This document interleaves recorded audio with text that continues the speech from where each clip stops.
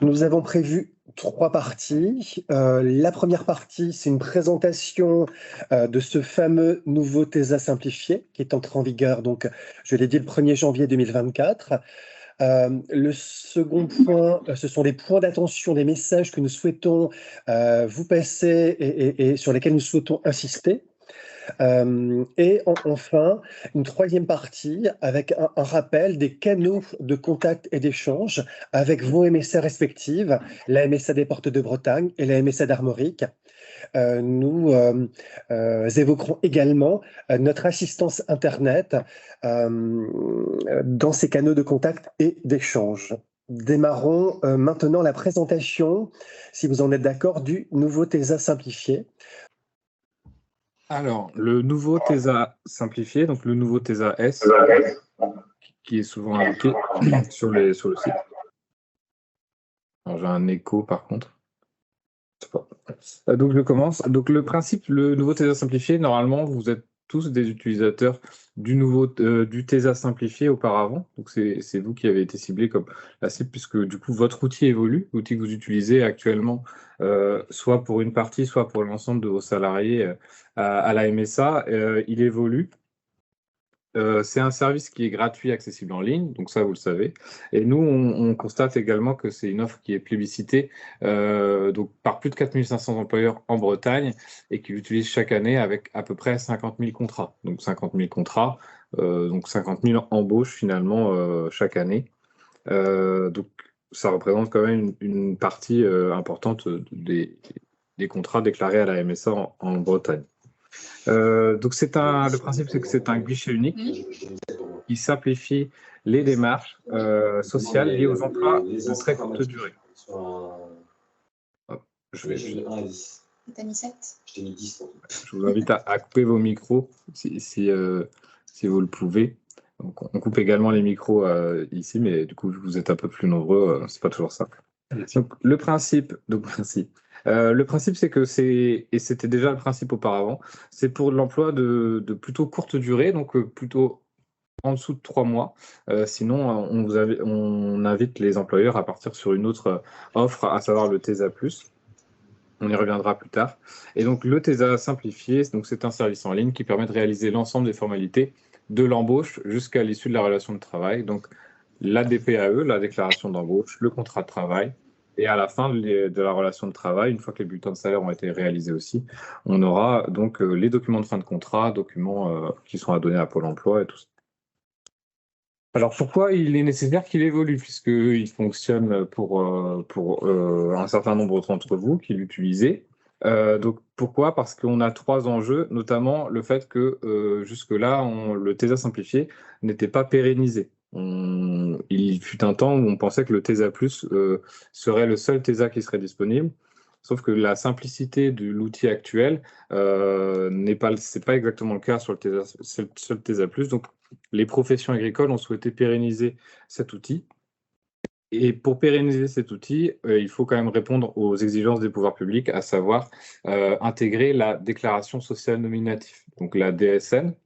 Donc, pour réexpliquer, je ne sais pas si certains d'entre vous connaissent un petit peu le sujet, la DSN, donc c'est une déclaration sociale qui est produite à l'issue des bulletins de paye, avec l'ensemble des cotisations, des rémunérations, des heures et salaires, et plein d'informations sur les salariés, et donc qui va parvenir à la MSA, donc nous, mais qui va aussi être utilisée par le service des impôts directement pour récupérer les revenus, par Pôle emploi pour récupérer les fins de contrat.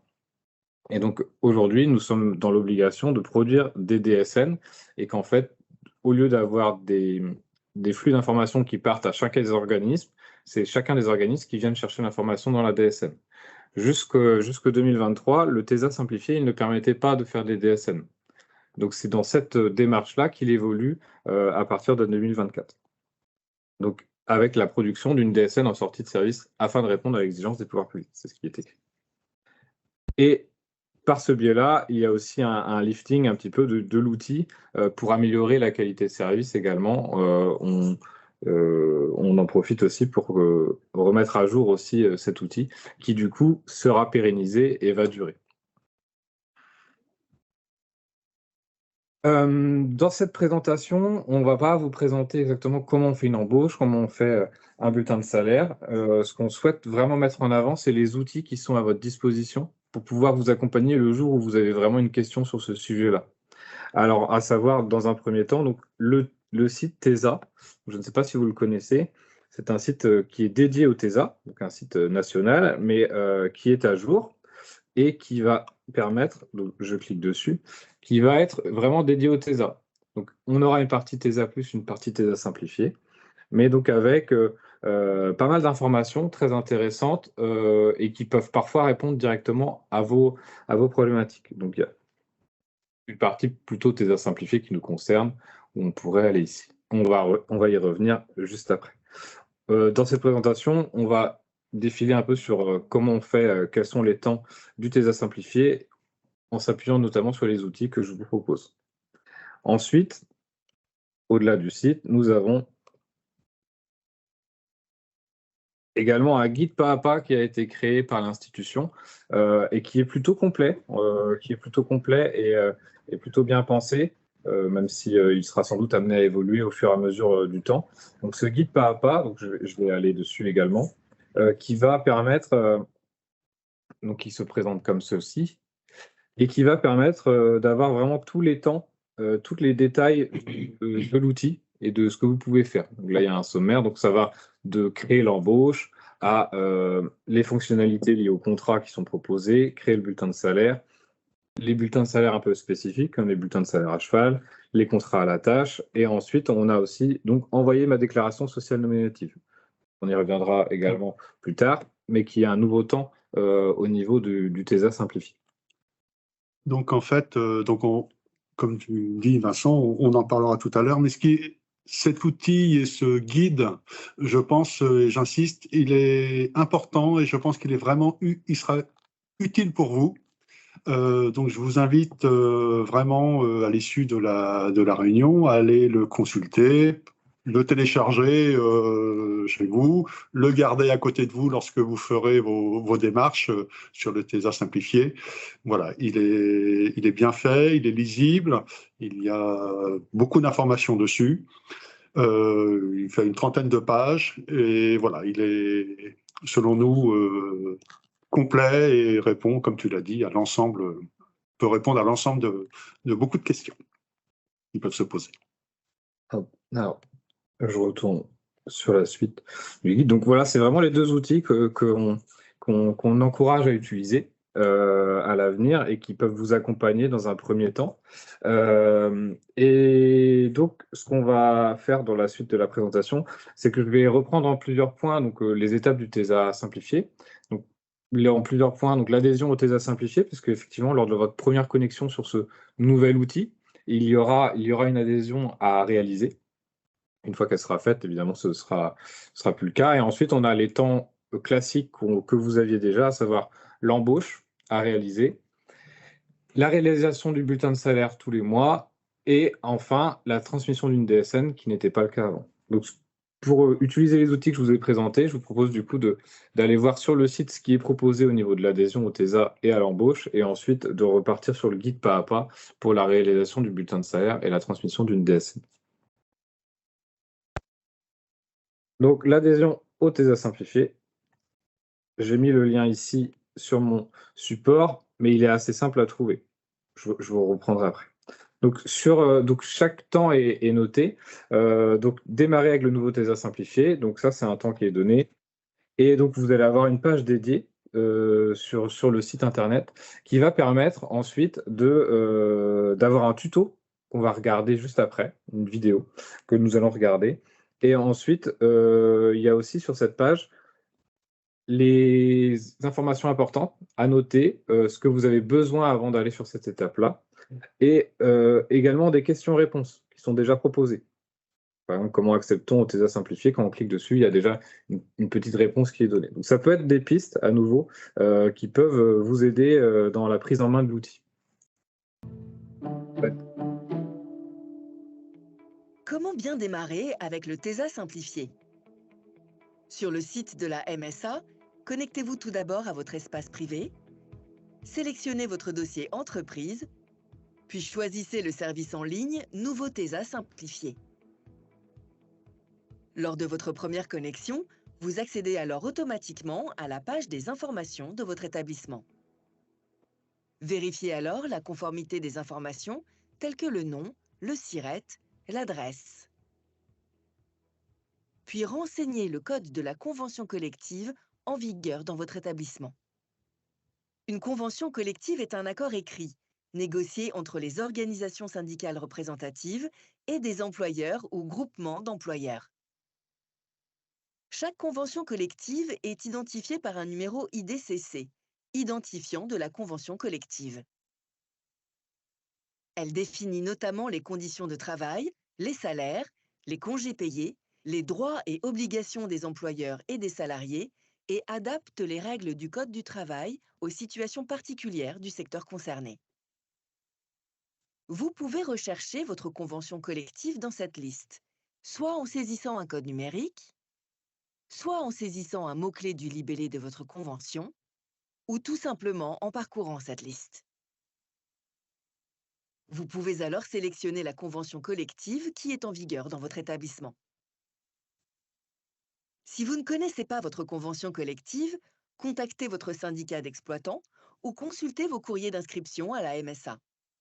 Cette information y est mentionnée.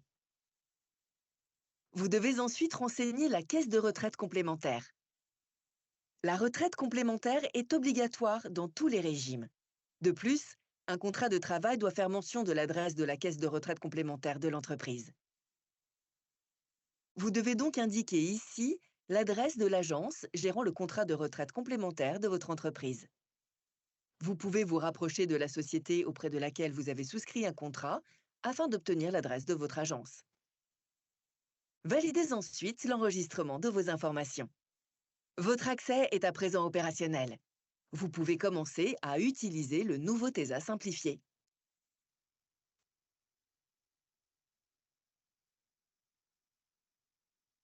Donc, sur la présentation donc, de l'enregistrement et l'inscription au nouveau TESA, donc on vous a adressé, et si vous êtes là, vous l'avez reçu, donc on a adressé à l'ensemble on a identifié comme utilisateur du TESA simplifié sur l'année 2023 les conventions collectives dont on a connaissance dans notre système d'information, hein, ainsi que l'adresse de la retraite complémentaire, qui est liée souvent à la convention collective. Donc voilà, donc ces éléments-là, on a souhaité vous les partager par avance. Donc c'est des éléments qui sont connus dans notre système d'information. Si par hasard vous appliqueriez une autre convention collective, bien évidemment, vous l'indiquez la bonne convention collective que vous appliquez. Donc on va pouvoir poursuivre. Oui. Donc, une fois l'adhésion réalisée, on va partir sur la démonstration d'une embauche, à nouveau en s'appuyant sur le site internet, donc la page du site internet qui est ici. Donc là, je suis sur le site internet. Et donc, pour aller chercher les données mode d'emploi du TESA simplifié, il suffit d'aller par ici, en haut, mode d'emploi, utiliser plutôt le TESA simplifié, et vous avez plusieurs temps qui sont proposés en dessous. TESA simplifié. Donc là, ce qu'on a regardé, la page qui était juste avant, c'était démarrer avec le nouveau TESA simplifié. Ici, je vais partir sur préparer le contrat de travail et déclarer une embauche avec le TESA simplifié. Mais il y a également des pages sur gérer les données de santé et sécurité au travail et la réalisation du bulletin de salaire. Donc ces deux pages-là, les deux dernières, on ne les regardera pas pendant cette présentation parce qu'on partira plutôt sur l'autre outil qu'on avait présenté, le guide pas à pas pour avoir un petit peu les deux outils. Et puis, du coup, vous pourrez utiliser un petit peu celui que vous préférez. Donc, préparer le contrat de travail et déclarer une embauche. À nouveau, il y a une page qui est dédiée avec un tuto que nous allons regarder. Et rapidement, ils vous disent quand même au démarrage sur cette page de annoter. Vous aurez un accusé réception. Il y a également qu'est-ce que c'est une DPAE, à quoi ça sert, donc qui peut être intéressante. Et ensuite, des questions qui peuvent être aussi intéressantes. Par exemple, la première, sous quel délai dois-je adresser ma déclaration? La DPAE doit être réalisée au plus tôt dans les 8 jours, mais surtout avant la mise au travail effectif du salarié. Donc, voilà. Donc, je vous propose de regarder la vidéo. Et c'est bon. Tout de suite, voilà. Sur l'embauche d'un salarié. Comment créer une déclaration préalable à l'embauche avec le TESA simplifié? Afin de créer une nouvelle DPAE ou contrat, connectez-vous à votre espace privé, sélectionnez votre dossier entreprise, puis choisissez le service en ligne Nouveau TESA simplifié. Cliquez ensuite sur Créer un contrat DPAE. Renseignez la date et l'heure du début de contrat. Saisissez un intitulé pour votre contrat. C'est lui qui apparaîtra sur l'ensemble des écrans de l'application. Choisissez donc un intitulé facilement identifiable qui vous permettra de retrouver votre contrat par la suite. Par exemple, Cueilleur-Vendange 2024. Vous devez ensuite renseigner la catégorie socio-professionnelle. Le code PCS-ESE permet aux employeurs de codifier l'emploi de leurs salariés. En effet, dans le cadre de la DSN, tous les collaborateurs déclarés par l'entreprise doivent être affectés à une catégorie socio-professionnelle. La liste proposée ici vous permet de renseigner le code PCS-ESE correspondant à l'emploi qu'occupera votre salarié dans le cadre de son contrat. Seuls les codes pour des emplois acceptés dans le TESA simplifié sont proposés dans cette liste. Il est donc normal que vous ne trouviez pas de code correspondant, par exemple, à des emplois de cadre. Si toutefois vous aviez un doute sur le code renseigné, appuyez-vous sur le site de l'INSEE afin de confirmer le code PCS-ESE pour l'emploi que vous proposez ou rapprochez-vous de votre syndicat d'exploitants. Selon votre convention collective, l'emploi que vous proposez est également défini par son coefficient hiérarchique. Pour l'IDCC 7024, renseignez le palier et le coefficient hiérarchique. Ce coefficient correspond pour cette convention au coefficient d'emploi qui permet de définir le palier. Pour toutes les autres conventions collectives, la saisie du coefficient hiérarchique suffit. Pour rappel, via le TESA simplifié, nous faisons en sorte que la DPAE puisse faire office de contrat de travail avec votre salarié. Cependant, pour certains contrats plus complexes, nous vous recommandons de rédiger un contrat de travail plus détaillé en dehors de notre application. Vous devrez quand même envoyer votre DPAE avec les éléments principaux que vous aurez renseignés. Choisissez le type de rémunération qui correspond au contrat, selon que vous souhaitez rémunérer votre salarié à l'heure ou à la tâche. Si vous rémunérez à l'heure, renseignez le tarif horaire brut prévu pour ce contrat. Si vous rémunérez à la tâche, renseignez les informations relatives aux différentes tâches prévues au contrat, dont le nom de la tâche qui permet d'indiquer, par exemple, la quantité ou le poids en lien avec la rémunération de la tâche.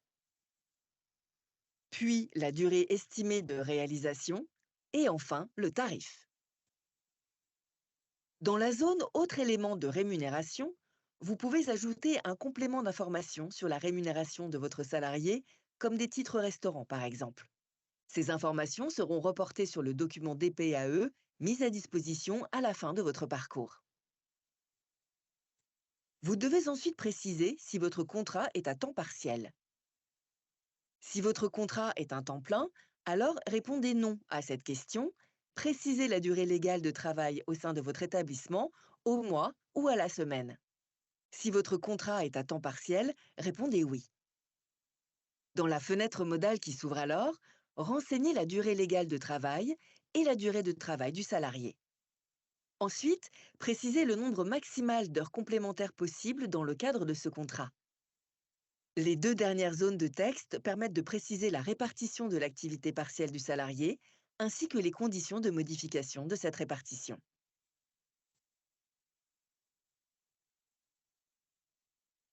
Pour rappel, ces informations relatives au temps partiel sont des mentions obligatoires et essentielles dans le cadre d'un contrat à temps partiel.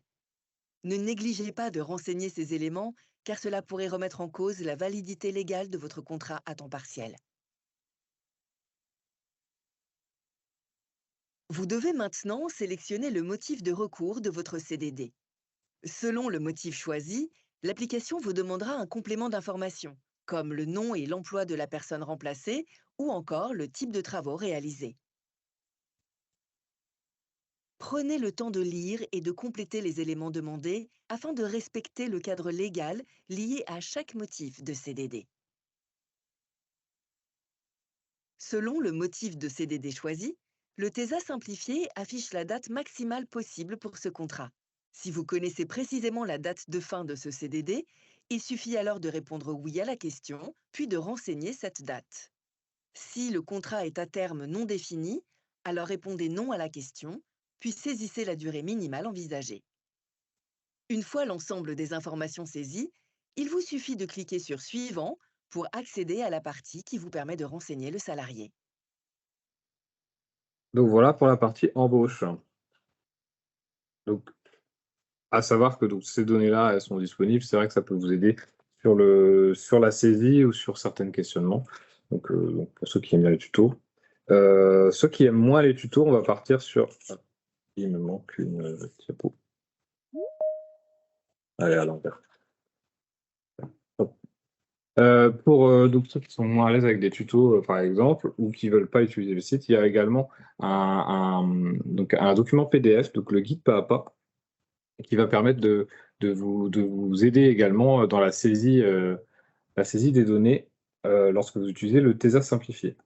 Donc, la réalisation du bulletin de salaire, donc il convient de la réaliser chaque mois, en précisant la période de travail, la rémunération et les heures du salarié. Et si vous voulez, donc là c'est un exemple du guide pas à pas, vous avez à chaque fois des petits numéros et des informations sur chaque case qui sont à compléter. Je vais aller directement sur le guide pour préciser tout ça. Donc, je ne sais pas si je peux mettre en... Donc ici, le guide, créer un bulletin de salaire, on voit, donc il faut renseigner la période de travail. Ensuite, en 2, donc je ne sais pas si vous voyez, parce que c'est peut-être petit sur votre écran, information sur la continuité ou la fin d'un CDD. On a en 3, l'indemnité de fin de contrat, donc dite indemnité de précarité. Donc c'est ce qui est marqué. Vous devez saisir un taux minimal de 10% quand celui-ci arrive à son terme, sauf exception. Pour plus d'informations, vous pouvez cliquer sur le lien qui est disponible. Donc le lien qui est en surbrillance en bleu. Donc c'est vrai que c'est assez intéressant d'avoir quand même pas mal d'informations.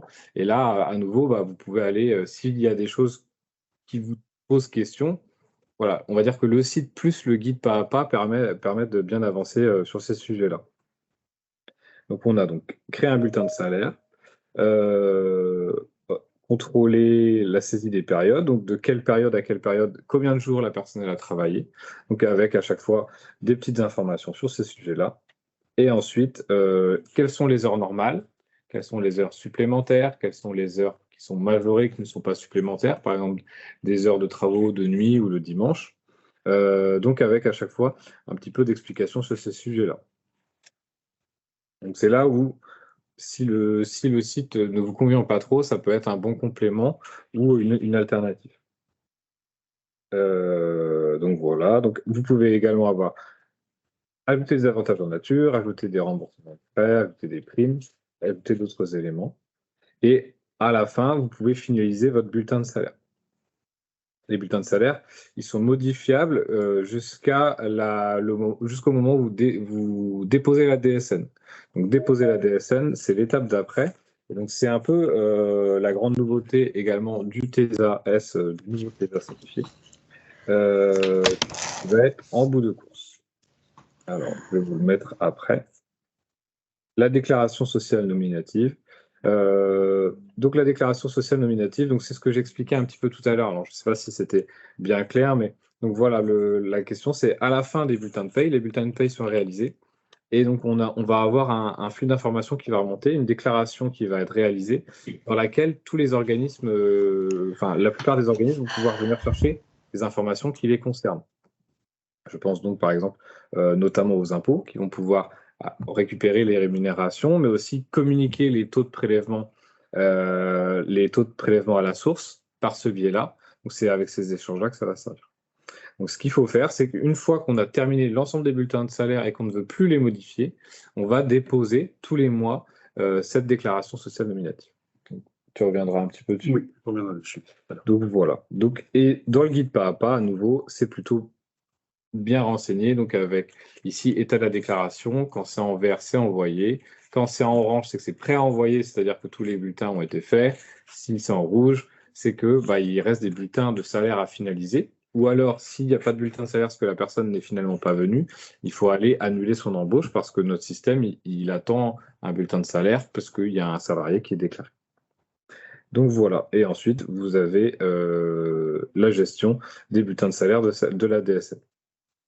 Alors, donc, tous ces éléments sont donc des éléments qui permettent de vous aider dans cette prise en main de nouvel outil.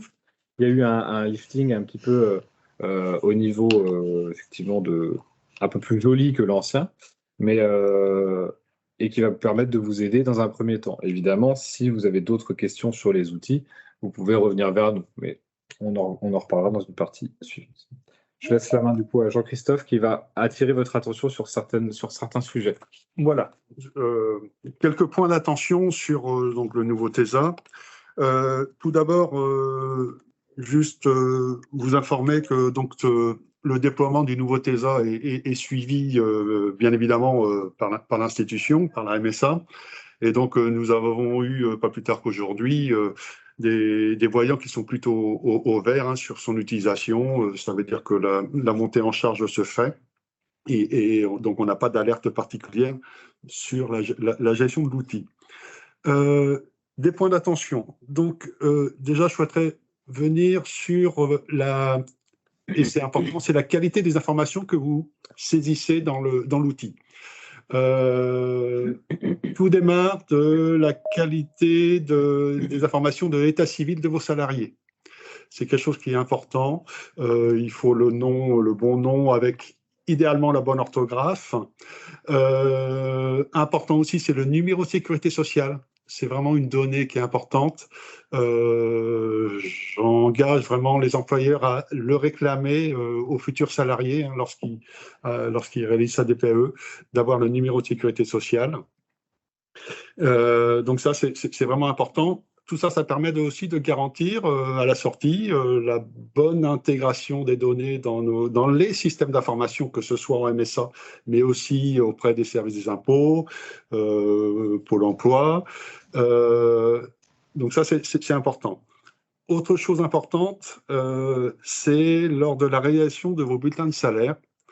Il est à noter qu'aujourd'hui, l'outil actuel, une fois que le bulletin de salaire est réalisé et surtout une fois que la DSN est validée, il n'y a pas de retour arrière possible. Donc, il faut apporter une vigilance particulière lors de la réalisation des bulletins de salaire.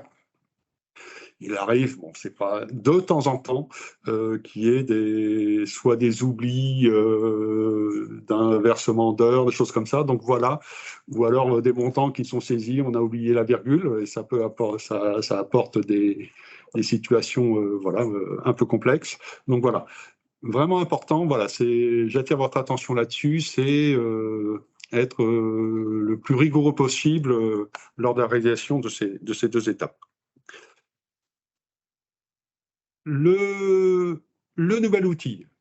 Le nouvel outil, il est prévu pour les contrats courts de moins de 3 mois. Ça l'est actuellement aussi pour le TESA simplifié. Le TESA simplifié, c'est pour les contrats de moins de 3 mois. Ce qui change, c'est que le nouvel outil, il va être un petit peu plus restrictif, c'est qu'il va vraiment fermer. Ça va être impossible pour vous de réaliser des contrats CDD de plus de 3 mois. L'outil actuel le permettait. Il y avait quelques situations où il y avait des contrats qui duraient plus de 3 mois. Dorénavant, avec le nouvel outil, c'est fini. Ça permet donc de sécuriser également vos démarches en tant qu'employeur, parce que le TESA, clairement, c'est pour les CDD de moins de 3 mois. Et si on l'utilisait, cet outil-là, ça pourrait engager votre responsabilité, voire même une requalification en cas de conflit avec votre salarié. Donc voilà, c'est vraiment la nouveauté. L'outil, il va bloquer aux 3 mois. Si vous mettez du 1er janvier au 30 avril, au niveau de la DPAE, il ne permettra pas vous ne pourrez pas aller plus loin. L'outil aussi, au niveau de comment dans sa confection, il y a un petit peu plus de contrôle. Alors, quand je dis de contrôle de cohérence dans la saisie de vos informations. Ça veut dire que si vous enregistrez une information, si à côté de ça, il y a un petit peu plus bas, il y a des informations qui sont contraires ou qui ne sont pas possibles, l'outil a été développé pour, pour vous alerter en disant, voilà, l'information que vous renseignez n'est pas possible en fonction de ce que vous avez précisé en amont. Donc, il y a un petit peu plus de contrôle, il est un peu plus sécurisé pour vous et pour les utilisateurs sur ce point. Autre point d'attention, c'est le rythme donc, des déclarations et des paiements aussi, qui devient mensuel à compter des contrats du 1er janvier 2024. Alors, qu'est-ce que je veux dire par là? Les bulletins de salaire, donc quand vous les faisiez tous les mois, hein, donc il n'y a pas de changement. Aujourd'hui, sur les premiers mois du TESA simplifié, la refonte, le paiement de vos cotisations sera mensuel. Il n'y aura plus de facture trimestrielle comme vous le connaissiez avant. Donc ce sera mensuel. Si vous êtes en prélèvement, les prélèvements se réaliseront pour la plupart d'entre vous entre le 20 et le 25 du mois. Et donc, à l'issue du dépôt de la DSN, il y a un récapitulatif, et c'est ce qui est affiché. Il y aura l'information sur le montant des cotisations qui sont dues. Voilà.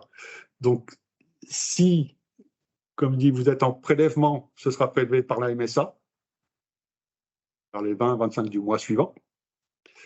Si vous n'êtes pas en prélèvement, on vous invite, bien évidemment, à régler ce montant-là pour le 15 du mois suivant. Donc, si vous faites vos DSN, vous embauchez des salariés au mois de janvier, vous faites votre DSN au début février. Voilà.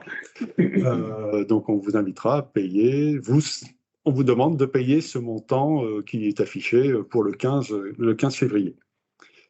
Aujourd'hui, il n'y aura pas de notification qui sera adressée. C'est cette information-là qui devra être prise en compte à votre niveau pour réaliser donc, les règlements. Voilà. Donc, je me répète, hein, si vous êtes prélevé, il n'y a pas d'action complémentaire à faire de votre part. C'est la MSA qui se charge d'engager et d'adresser à la banque l'ordre de prélèvement. Donc, juste pour la mensualisation, aujourd'hui, donc sur le premier trimestre, c'est mensualisé, l'outil ne permet pas de faire autrement. Il va évoluer et il permettra le paiement trimestriel à la demande pour les entreprises qui ont le droit au paiement trimestriel, hein, ces entreprises de moins de... Ce sont les entreprises de moins de 11 salariés qui souhaitent le faire et qui optent pour le faire. Voilà. Sauf que l'outil aujourd'hui... Voilà, l'outil ne le permet pas, mais cette possibilité est annoncée comme sera développée au cours du 2e trimestre 2024. Bon, on reviendra vers vous dans le cadre de communication sur le sujet lorsqu'on aura plus d'éléments. Autre point d'attention, c'est la mixité entre TESA simplifié et DSN. Alors, peut-être que certains d'entre vous utilisent la DSN pour des salariés permanents ou font appel à des tiers déclarants pour faire leur bulletin de salaire d'autres salariés. Donc, le TESA simplifié, donc on a dit tout à l'heure, il rentre donc dans la norme DSN.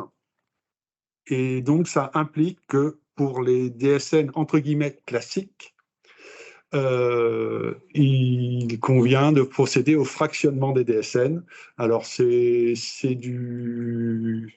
technique, hein, c'est au sein des organismes. Simplement, pour schématiser, la DSN TESA simplifiée prendra la fraction 7 sur 9 et il est demandé que pour les autres DSN, elles prennent la fraction 1 sur 9 à 6 sur 9. Donc, on va communiquer auprès des principaux tiers déclarants sur cette nouveauté. Donc, ça ne devrait pas vous impacter à votre niveau. Donc, on va faire ça ce mois-ci pour les inviter à modifier et à prendre en compte cette nouveauté. Voilà, donc c'est juste pour vous informer de ça. C'est technique, c'est interne MSA, et puis pour la plupart avec les tiers déclarants, mais il n'est pas impossible que vous ayez des communications peut-être ou des interrogations sur le sujet. Et c'est aussi précisé dans le guide pas à pas, hein, cette information-là. Autre point d'attention. Alors, exonération travailleur occasionnel. Donc, on a souhaité refaire un zoom sur le sujet parce que c'est un dispositif qui est beaucoup utilisé dans le cadre d'une TESA simplifiée.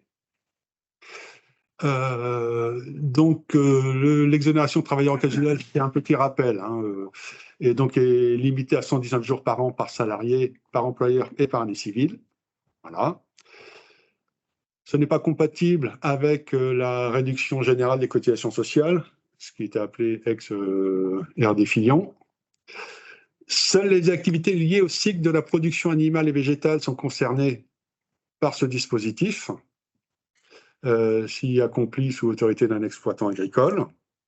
Ça veut dire quoi? Ça veut dire que si vous embauchez des salariés pour du surcroît de travail, donc c'est un dispositif de contrat à durée déterminée, ou pour remplacement, il n'y aura pas possibilité de cocher dans la DPAE le souhait de bénéficier du dispositif travailleur occasionnel, parce que ce n'est pas prévu par la réglementation, hein. Donc, il y a des contrôles comme ça qui sont faits dans l'outil. Donc, l'exonération de travailleurs occasionnels concerne, vous le savez, donc les CDD saisonniers, les CDD d'usage, et aussi quelques CDI demandeurs d'emploi, mais on le répète, le TESA simplifié ne concerne que les CDD. Donc là, c'est juste un rappel pour information. Certains types et activités d'entreprise ne peuvent pas faire appel aux dispositifs travailleurs occasionnels. Ce sont les CUMA, les paysagistes, les entreprises de services, les coopératives agricoles. Voilà, il y a la liste, tout ça, mais voilà. Ça, c'est la réglementation qui prévoit ça. Et effectivement, l'outil l'outil va orienter ou pas l'apparition de la case travailleur occasionnel si vous n'êtes pas dans ces cas-là. Donc, potentiellement, si vous souhaitez avoir l'exonération de travail occasionnel, est-ce qu'il faut bien regarder si c'est le bon motif de CDD que vous avez renseigné? Parce que seuls les CDD saisonniers ont vocation à pouvoir être des travailleurs occasionnels. Enfin, c'est la loi qui nous l'impose. Donc voilà. Et enfin, sur la transition, donc c'est donc le nouveau dispositif est au 1er janvier 2024. Donc les contrats en cours, ceux que vous avez démarrés en 2023, continuent à être gérés dans l'ancien outil, avec des dates de fin de contrat qui ne peuvent aller au-delà du 31 mars 2024. Donc on rappelle la règle des 3 mois maximum. Donc, si vous avez des contrats en cours sur l'ancien outil, vous poursuivez avec l'ancien outil. Donc, pour ces derniers, il y aura toujours la facture trimestrielle. Donc, pour le 4e trimestre 2023, ce sera pour parvenir au mois de février, oui, je pense. Voilà. Et pour le 1er trimestre 2024, donc pour les contrats qui ont démarré en 2023 mais qui se terminent en 2024, la facture interviendra au mois de mai. Voilà. Les nouvelles embauches sont obligatoirement réalisées sur le nouveau TESA simplifié. De toute façon, vous n'avez pas possibilité sur l'ancien outil de faire de nouvelles embauches, hein, c'est bloqué. Donc, ça veut dire qu'il est possible que vous ayez à gérer, là, sur cette période transitoire, les deux outils, sur le premier trimestre, et puis après, uniquement sur le nouvel outil. Donc, j'en ai fini sur les points d'attention. On va repasser la main, du coup, à On repasse la main à Jean-Claude. Oui, on a souhaité, comme sur la plupart des sujets d'actualité, faire un petit rappel des canaux de contact et d'échange avec vos MSA, la MSA d'Armorique et la MSA des Portes de Bretagne. Vous connaissez certainement notre assistance Internet, composée de professionnels de l'accompagnement sur les services en ligne et sur les sites Internet des MSA. Je vais plutôt détailler cette vue avant d'évoquer les canaux de contact direct avec la MSA d'Armorique et des Portes de Bretagne. Donc l'assistance Internet, ce qu'elle fait, ce qu'elle ne fait pas. Tout d'abord, ce qu'elle fait, elle peut, alors de manière générale, indépendamment au-delà du sujet qui mobilise notre matinée, à savoir le nouveau TESA simplifié, mais de manière générale, elle peut vous aider à vous accompagner si vous rencontrez une difficulté pour naviguer sur notre site. Si vous ne parvenez pas à créer votre espace privé, ou à l'étendre éventuellement. Si vous avez des difficultés pour effectuer une demande, quel que soit le type de demande, une déclaration en ligne, si vous ne trouvez pas une information sur notre site ou sur un service en ligne, et plus spécifiquement sur le TESA, si vous ne parvenez pas à faire une déclaration d'embauche ou un bulletin de paye. Voilà globalement résumé le champ de compétences de notre assistance Internet. Maintenant, à contrario, il faut préciser qu'elle n'est pas compétente sur tous les sujets. Elle intervient, je l'ai dit, exclusivement sur l'accompagnement à la connexion, à l'utilisation de mon espace privé et de l'ensemble des services en ligne pour un professionnel, employeur de main-d'œuvre, exploitant, pour un particulier, quelle que soit sa qualité, actif ou retraité.